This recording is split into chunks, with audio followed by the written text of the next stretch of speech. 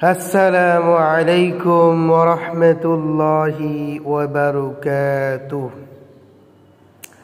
৬ নং তাসবিহ। তো আমরা আগের এই দুই ভিডিওতে ৪ এবং ৫ নং তাসবিহ পড়াইছি। তো এখন ৬ নং তাসবিহ পড়াবো ইনশাআল্লাহ।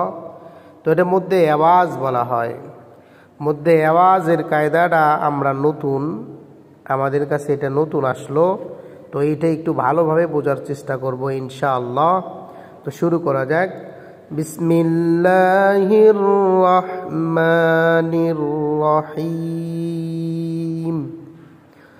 ৬ নং তাসবিহ। মধ্যে আওয়াজ অর্থ বদল করা। মধ্যে আওয়াজ মানে কি? বদল করা। ওয়াকফের সময় দুই জবর পেলে এক জবর মনে মনে বাদ দিয়া এক আলিফ পরিমাণ টেনে পড়তে হয়। দম না ফেলিলে টানা যাবে না। গোল চিহ্ন অকফে তাম চিহ্ন অকফে তাম, এইখানে দম ফেলাতে হবে।